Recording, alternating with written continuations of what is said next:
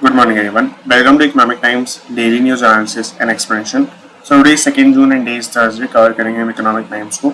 बाकी अगर आपको Economic Times की PDF चाहिए तो आप नीचे टेलीग्राम ग्रुप पे एक लिंक है, उसको ज्वाइन करके उसके अंदर आपको सारी PDF मिल जाएंगी. अब इसके अलावा एक मैं और आपका डॉक्यूमेंट बनाता हूँ जिसके थ्रू ही मैं पूरा आपका न्यूज़ पेपर कवर करता हूँ. इसके अंदर आपके सारे नोट्स हैं, ये भी मैं आपको डिस्क्रिप्शन में दे देता हूँ, आपके टेलीग्राम ग्रुप पे भी सेंड कर देता हूँ और आप यहाँ से भी नोट डाउन कर सकते हैं जब मैं कवर कर रहा हूँ. अगर आपको कोई भी डाउट रहते तो आप कमेंट कर सकते हैं नीचे. मैं कोशिश करूंगा कि मैं ज़्यादा से ज़्यादा डाउट क्लियर कर सकूं. अगर मैं नहीं कर पाता तो मैं आपकी नेक्स्ट वीडियो में टेकअप कर लूँगा. तो ये चीज़ है. स्टार्ट करते हैं फर्स्ट न्यूज़ से. कल मैंने डॉक्यूमेंट से कवर नहीं किया था, बट अब मैंने वापस से पूरा डॉक्यूमेंट आज के लिए बना रखा है, तो ये मैं आपको अगेन शेयर कर दूँगा. स्टार्ट करते हैं फर्स्ट न्यूज़ से. Mittal family taps I banks. I banks का मतलब है यहाँ पर investment banks to ready 2 billion credit line. तो 2 बिलियन का क्रेडिट रेज करने के लिए इन्होंने इन्वेस्टमेंट बैंक से बात कर लिया. इन्वेस्टमेंट बैंक्स क्या होते हैं? नॉर्मल बैंक जो आपका होता है उसका एक टाइप होता है इन्वेस्टमेंट बैंक, जो कि आपका जनरली आईपीओज में काम आता है. अगर किसी कंपनी को अपना आईपीओ निकालना है तो वो कुछ इन्वेस्टमेंट बैंक्स को हायर कर लेती है. वो इस काम के अंदर स्पेशलाइज्ड होते हैं कि कंपनी का आईपीओ कैसे निकलवाना है. इस तरीके से और भी फंड रेज करने के तरीके, जैसे यहाँ पर आप देख सकते हैं क्रेडिट लाइन रेज करना, या फिर कोई भी आपको इक्विटी शेयर्स रेज करने हैं, डिवेंचर्स रेज करने हैं, ऐसा कुछ भी करना है तो आप इन्वेस्टमेंट बैंक्स को हायर करते हैं. और अगर आपको कोई मर्जर्स एंड एक्विजिशन करना है, अगर जैसे अभी बायजूस ने आकाश को एक्वायर किया था, तो वहां पर बहुत सारे इन्वेस्टमेंट बैंक्स का इन्वॉल्वमेंट रहा था. इस तरीके से आपका आई बैंक्स काम करते हैं. अब यहाँ पर क्या है, मित्तल फैमिली कौन है? मित्तल फैमिली आपके सी पॉइंट पे आएंगे, ओनरशिप ऑफ एयरटेल के अंदर. ओनरशिप ऑफ एयरटेल में देखेंगे तो एक तो आपका भारतीय एयरटेल है, एक आपका भारतीय टेलीकॉम है. ये मैं आपको पहले क्लियर कर देता हूँ. भारतीय टेलीकॉम अलग है, वो 35.85% होल्डिंग रखते हैं भारतीय एयरटेल के अंदर. बाकी आपका पब्लिक रखती है, कुछ कुछ और इन्वेस्टर्स रखते हैं. बट भारतीय टेलीकॉम जो मेन कंपनी है, जो प्रमोटर्स होल्ड करते हैं जिस कंपनी में शेयर, वो आपका 35.85% ओन करती है भारतीय एयरटेल के अंदर, जो मेन कंपनी है. अब जो भारतीय टेलीकॉम है, जो पेरेंट कंपनी एक तरीके से, उसके अंदर 50.56% ओनरशिप आपकी मित्तल फैमिली की है. तो इस मित्तल फैमिली की बात हो रही है. बाकी किसकी है? बाकी 49.44% सिंगटेल नाम की कंपनी है, इसका पूरा नाम है सिंगापुर टेलीकॉम कम्युनिकेशंस, इसकी मतलब ओनरशिप है. तो ये दो ही ओनर है इसके अंदर. अब यहाँ पर क्या कर रहे हैं, ये आपका 2 बिलियन का क्रेडिट लाइन रेज करना चाहते हैं. किस लिए करना चाहते हैं? टू बाय सिंगटेल्स होल्डिंग इन भारतीय एयरटेल. तो ये जो मैंने आपको पूरा बताया है अभी, ये जो 49.44% वाला लॉजिक, इसको खरीदने के लिए यहाँ पर ये बाय करना चाहते हैं, मतलब इतने पैसे रेज करना चाहते हैं. ये मैंने हाईलाइट कर दिया इस चीज को खरीदने के लिए. अब यहाँ पर आगे चले तो थर्ड पॉइंट के अंदर Bank of America, second point के अंदर Bank of America, BNP Paribas, Citi Bank, JP Morgan, StanChart. तो ये क्या लिखा है, ये आपके कुछ बैंक्स हैं जिनको इन्होंने अप्रोच किया है. तो ये चीज यहाँ पर ये इतनी ज्यादा रेलेवेंट नहीं है, बट हाँ एज अ पॉइंट लिखा था तो मैंने भी यहाँ पर कवर कर लिया. अब आगे चले तो आपका सेकंड न्यूज है, new fiscal year starts on a strong note after muted quarter 4. तो अब यहाँ पर क्या है बेसिकली कि फिस्कल ईयर जो नया स्टार्ट हुआ है, यानी कि जो अप्रैल से आपका फिस्कल ईयर 23 स्टार्ट हुआ है, उसकी बात कर रहे हैं. तो मतलब अप्रैल और मई के अंदर जो परफॉर्मेंस रही वो बहुत अच्छी रही है, डिस्पाइट द फैक्ट कि म्यूटेड क्वार्टर 4 है. म्यूटेड क्वार्टर 4 का मतलब समझ सकते हैं, जो आपका जनवरी टू मार्च का क्वार्टर था उसके अंदर इतनी ज्यादा ग्रोथ नहीं है. ये हमने कल भी देखा था, इन्फ्लेशन बहुत ज्यादा था इस पीरियड के अंदर, और आपका बहुत सारे और फैक्टर्स थे. आपका रशिया यूक्रेन का वॉर शुरू हो गया, क्रूड ऑयल प्राइसेस बढ़ गए थे और ये सब चीजें हुई, और आपका यूएस इकोनॉमी के अंदर उन्होंने इंटरेस्ट रेट बढ़ा दिए थे. तो मतलब अभी भी ये सब हो रहा है, बट हाँ ये अब थोड़ा ओवर द पीरियड ठीक होंगी चीजें. तो वो चीजें हुई थी, उसकी वजह से जो इनिशियल इम्पैक्ट था वो क्वार्टर 4 पे बहुत ज्यादा पड़ चुका था. अब आगे देखिए तो फर्स्ट पॉइंट के अंदर financial 2023 seen at healthy growth 7 to 8% compare to 8.7% in financial 2022. तो यहाँ पर आप थोड़ी सी हेल्दी ग्रोथ हम और अज्यूम करते हैं इससे 7 to 8% की. मतलब यहाँ पर हेल्दी का एक्चुअली मतलब है थोड़ी सी कम, मार्जिनली कम ग्रोथ हम एक्सपेक्ट करके चल रहे हैं. 8.7% की ग्रोथ रही है लास्ट ईयर में, 7 to 8% की ग्रोथ एक्सपेक्ट करके चल रहे हैं इस साल. सेकंड पॉइंट आपका May GST collection at 1.141 lakh crore rupees. ये हम आगे भी कवर कर लेंगे, मैं आपको तो ये बताऊंगा. थर्ड पॉइंट है 21.1% rise in exports in the first 3 weeks of May. तो यहाँ पर 3 weeks ऑफ मे, जो पहले 3 हफ्ते थे मई के, उसकी बात हो रही है. उसके अंदर आपका इतना ज्यादा इन्फ्लेशन में राइज आया, 21% के आसपास का राइज आया है. तो ये काफी मतलब पॉजिटिव फैक्टर है. अब ये क्यों ऐसा बोल रहे हैं कि थोड़ी सी कम ग्रोथ रहेगी, उसके बहुत सारे इन्होंने फैक्टर्स बताए हैं. आगे क्या हो सकता है उससे रिलेटेड आपके फैक्टर्स रहेंगे. तो पहला आपका है इन्फ्लेशन, जो फोर्थ पॉइंट के अंदर आपको दिखेगा. इन्फ्लेशन आपका ये हो सकता है फ्यूचर के अंदर और बढ़ जाए तो आपका ग्रोथ कम हो जाएगी. High interest rates, crude rising again, ये कुछ फैक्टर्स आपके जिनकी वजह से आपका ये जो ग्रोथ अजम्पशन लिया है ऊपर 7 to 8% का, वो इन्होंने थोड़ा सा कम लिया है लास्ट ईयर के कंपैरिजन में देखें तो ये चीज़ है यहाँ पर। अगर आपको कोई भी डाउट रहता है अभी तक तो आप कमेंट करके बीच में आ सकते हैं वापस। सेंटर में invite fresh bids for CEL centre electronics limited. तो बेसिकली क्या है यहाँ पर, ये आपका जो सेंटर इलेक्ट्रॉनिक्स लिमिटेड है इसकी सेल होने वाली थी, मतलब इसका डिसइन्वेस्टमेंट होने वाला था गवर्नमेंट की तरफ से, और इसका जो मतलब टारगेट था कि कब तक हो जाएगा कंप्लीट, वो पहले मार्च तक था। हम यहाँ पे देख सकते हैं मार्च तक इसका कंप्लीट होने वाला था पहले, बट फिर क्या हुआ कि फिर यहाँ पर इसकी जो एम्प्लॉय एसोसिएशन है, एम्प्लॉय एसोसिएशन मतलब जो जैसे आपके CEL के एम्प्लॉयज है उन्होंने अपनी एक एसोसिएशन बना ली। ऐसा कोई अलग से कंपनी नहीं होती है, एसोसिएशन मतलब संघ बोल सकते हैं, हिंदी में संघ बोलते हैं। तो संघ बना लिया, एक तरीके से प्रोटेस्ट कर दिया, प्रोटेस्ट करने के लिए एसोसिएशन बनाया और वो हाई कोर्ट में चले गए इसके इस मतलब डिसइन्वेस्टमेंट से रिलेटेड। तो हाई कोर्ट में चले गए तो वहां पर कुछ कुछ उन्होंने चीजें ऐसी प्रेजेंट करी, वो अभी के लिए जरूरी नहीं है क्योंकि वो चीज सॉल्व हो चुकी कंपनी के अंदर। तो वो उन्होंने कुछ कुछ ऐसा प्रेजेंट किया कि अगर डिसइन्वेस्टमेंट हो जाएगी तो इतना बुरा हो जाएगा कंपनी के साथ, हमारी जॉब चली जाएंगी ये सब। तो उसकी वजह से डिले हो गया केस के अंदर और अब हाई कोर्ट ने नेक्स्ट हियरिंग दी है जुलाई 11 की, मतलब बहुत ही बड़ा टाइम गैप कर दिया है बीच में। आगे देखें तो अब इन्होंने बोला है, अब जो न्यूज आई है, in discussion with law ministry and other related ministries, मतलब कुछ मिनिस्ट्री से बात करें, स्पेशली लॉ मिनिस्ट्री से, अगर वो अप्रूव कर देती है तो आपका सेंटर फ्रेश बिड्स भी मंगा सकता है, क्योंकि पुरानी जो बिडिंग्स थी उसमें काफी इशू आ गया था और डिले हो गया केस वगैरह के अंदर। तो जल्दी से अगर डिसइन्वेस्टमेंट करनी है तो फ्रेश बिड्स अगर मिल जाती हैं गवर्नमेंट को तो अच्छा होगा। 4 पॉइंट में IT tax over Choksi's assets in first benami law confiscation. तो ये बहुत ही लॉ रिलेटेड न्यूज है। अगर आपको मतलब एक लॉ बेनामी ट्रांजेक्शन वाला लॉ पता है तो आपको बहुत इजीली समझ में आ गया होगा, पहले आपको पता ही होगा एक्चुअली बात, बट अगर आपको नहीं पता तो आप कोई भी घबराने की जरूरत नहीं है, मैं आपको बेसिक भाषा में समझा दूंगा जितना जरूरी है। पहला पॉइंट आपका इनकम टैक्स डिपार्टमेंट, जो IT डिपार्टमेंट, IT ऊपर लिखा है उसका मतलब है इनकम टैक्स डिपार्टमेंट। तो उन्होंने क्या किया, उन्होंने 150 crore rupees worth of assets को सीज कर लिया है। कन्फिस्केटेड जो ऊपर लिखा है कन्फिस्केशन, उसका मीनिंग है जब्त करना। मैंने यहाँ पर मतलब इंग्लिश टाइप में लिख दिया है जब्त करना। तो उन्होंने मेहुल चौकसी, जो आप सभी को पता है काफी बड़े स्कैमर एक तरीके से, तो वो आपके उनके 150 करोड़ रुपीस के वर्थ असेट्स को जब्त कर लिया है। और ये आपका अंडर रहा बेनामी transactions prohibition amendment act, BTPA। तो बेसिकली बेनामी लॉ जो ऊपर लिखा है उसका मीनिंग है बेनामी ट्रांजैक्शन, ये BTPA वाला एक्ट। इसका मीनिंग क्या होता है, इसका मीनिंग ये होता है अगर आपने जैसे कोई फ्रॉड वगैरह किया है बट आपकी कुछ ऐसी प्रॉपर्टीज हैं जो आपके नाम से नहीं है।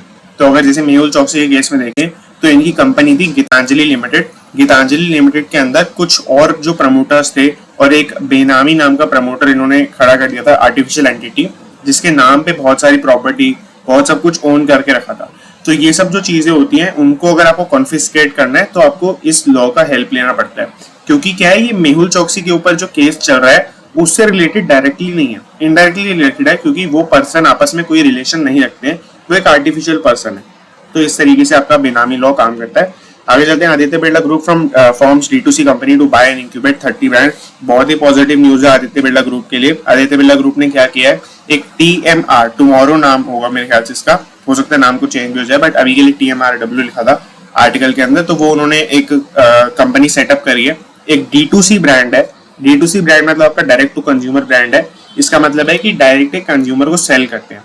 तो इसका एग्जांपल मैंने लिखा है यहाँ पर, बोट, लेंसकार्ट, मामाअर्थ एक्सेट्रा। मतलब ये कोई मेरा पर्सनल बायस नहीं है, ये आप सभी जानते हैं इनके बारे में, इसलिए मैंने लिख दिया यहाँ पर। तो ये कुछ ऐसे D2C ब्रांड्स है और आज के टाइम पे तो आपको D2C ब्रांड के एग्जांपल की कमी नहीं है। मतलब आपको ऑलमोस्ट लिंक्डइन पे हर दूसरा बंदा D2C ब्रांड खोल के ही बैठा है। तो खैर जो प्रशांत अलूरू हैं, जो आपके एक्स फेसबुक और बेन में एग्जीक्यूटिव थे, उनको इन्होंने CEO बनाया है। और इसका ये एम रहेगा कि ये 30 ब्रांड्स को इंक्यूबेट करेगा, मतलब कुछ ब्रांड्स को खरीदेगा, कुछ ब्रांड्स नए बनाएगा और 30 ब्रांड्स मल्टीपल इंडस्ट्रीज के अंदर ये ओपन कर लेगा या कुछ भी कर लेगा बाय द नेक्स्ट 3 ईयर्स, मतलब with in the next 3 years. और इसका ये हो गया।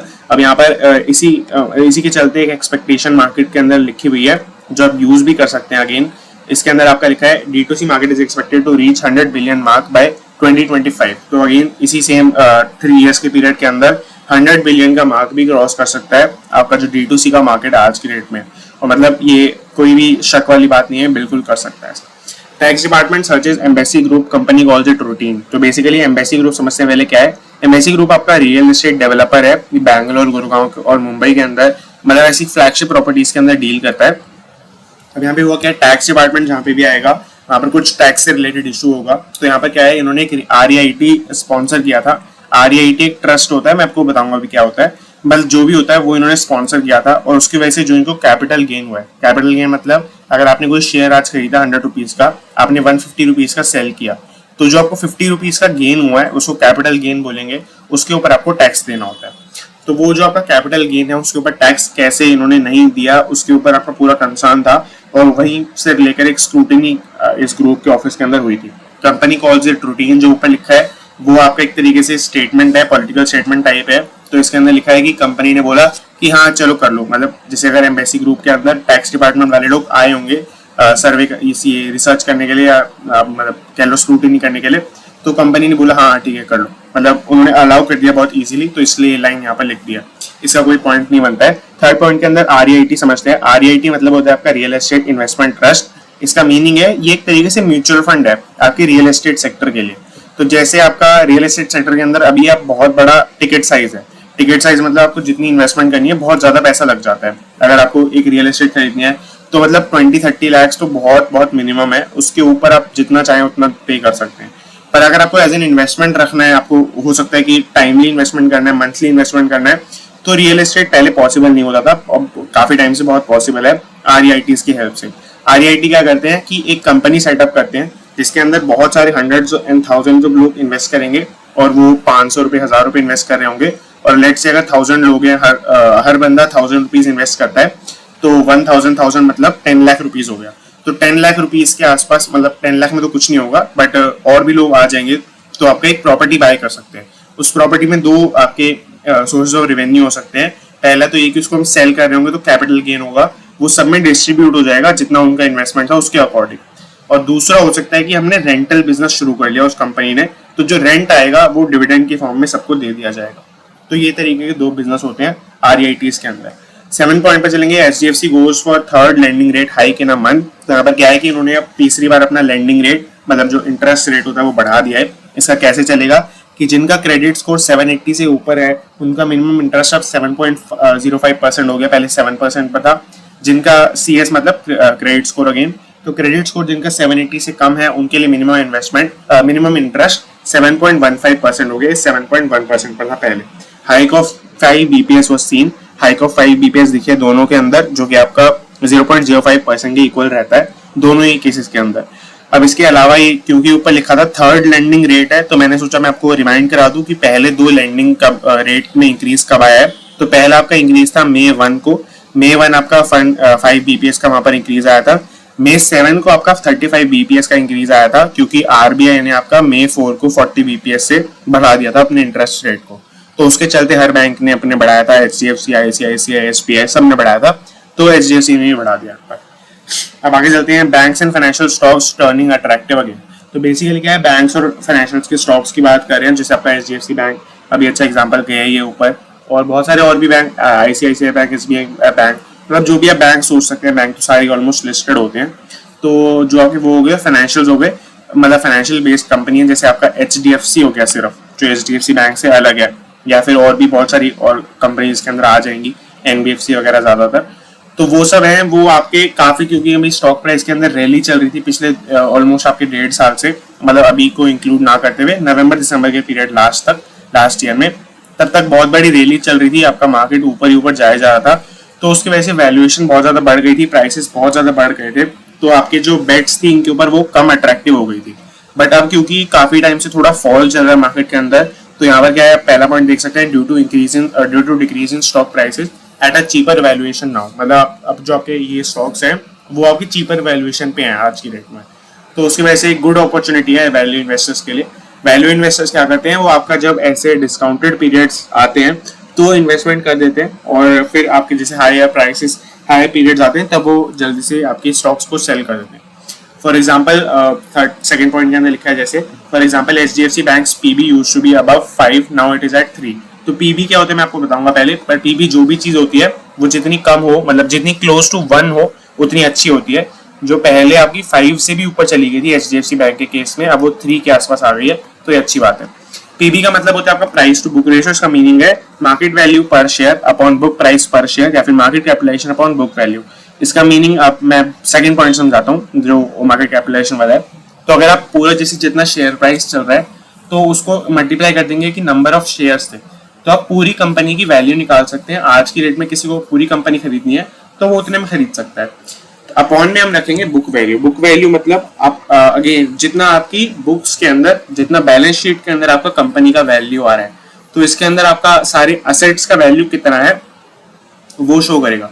तो अगर आप इन चीजों को डिवाइड कर लेते हैं तो आपको क्या मिल जाएगा कि मार्केट को कितना लगता है कितनी कंपनी की वैल्यू है, डिवाइडेड बाय बुक्स को कितना लगता है कंपनी की वैल्यू है, तो उनके बीच में एक रिलेशन एस्टैब्लिश हो जाता है। अब आप समझ जाएंगे कि अगर ये 1:1 होता है तो बहुत अच्छी बात है, दोनों को एक तरीके से ही लगता है यहाँ पर, तो वो चीज है। बट ऐसा जनरली पॉसिबल नहीं होता है, थोड़ा 1 से ऊपर ही रहता है। May GST collections up 44% for YOY crosses 1.4 lakh crore mark for the third month. मैंने यहाँ पे थोड़ा गलत लिख रखा है, यहाँ पे करोड़ भी आएगा। एनीवेज मैं आपको बता रहा था ऊपर भी, जैसे आपका मई के अंदर अगर हम जीएसटी कलेक्शंस की बात करें तो वो आपका 1.4 लाख करोड़ के मार्क को क्रॉस कर चुका है इस बार भी, और for the third month consecutive. अगर आप यहाँ पे देख सकते हैं YOY का कंपैरिजन है, मतलब पिछले मई का कंपैरिजन है, तो 44% उससे ऊपर आया है। सेकेंड पॉइंट ऊपर लिखा है कि अप्रैल 2022 के अंदर आप देख सकते हैं 1.68 लाख करोड़ रुपीज पर था, जो कि आपका सबसे हाईएस्ट था, और अब मई के अंदर थोड़ा फॉल आया है, बट हाँ एक अच्छा मतलब स्टेबलाइज्ड रिटर्न यहाँ पर आपको देखने को मिला है। 1.4 लाख करोड़ रुपीज का मार्क क्रॉस हो चुका है, और आगे देखिए तो आगे भी पॉजिटिव सेंटिमेंट है, ऐसा कोई बड़ा रीजन नहीं दिखता है जिसकी वजह से आपका ये फॉल करेगा फ्यूचर के अंदर। 10 पॉइंट पे देखिए तो factor activity study in May as global orders rise. S&P global India manufacturing purchases manager index, ये क्या है कि ये आपका बताता है कितना आपका मैन्युफैक्चरिंग चल रही है ऑन अ मंथली बेसिस। इसका ये इंडिकेशन है जो S&P कैलकुलेट करता है एक इंडेक्स की तरह, और अगर ये आपके 50 से ऊपर होता है, 50 के आसपास रहता है, तो आपका एक एक्सपेंशन डिनोट करता है। एक्सपेंशन मतलब अच्छा चल रहा है मार्केट, मतलब प्रोडक्शन, और प्रोडक्शन बढ़ रही है एक तरीके से, तो वो चीज़ है। अब ये पिछले काफ़ी टाइम से मतलब 50 से ऊपर है, बट अगर हम पिछले महीने की बात करें तो 54.7 पर था, और अब इस महीने में 54.6 पर आ गया है मई में। तो ये चीज़ है, इसके अंदर बहुत ही छोटा डिक्रीज है, बट हाँ मतलब इसको स्टेबलाइज बोल सकते हैं, स्टडी बोल सकते हैं, जैसा हेडलाइन के अंदर भी लिखा है फैक्ट्री एक्टिविटी स्टडी इन मे। तो फैक्ट्री एक्टिविटी का मतलब हुआ प्रोडक्शन से रिलेटेड। तो आई होप आपको पूरा क्लियर होगा। अगर आपको कोई भी डाउट है तो आप कमेंट कर सकते हैं, और बाकी that is it and thank you for watching. एक छोटी सी आप कमेंट कर देना इकोनॉमिक टाइम्स, तो उससे थोड़ा पुश मिल जाएगा वीडियो को, एंड लाइक भी कर सकते हैं अगर आपको सही में अच्छी लगी। So that is it and thank you for watching.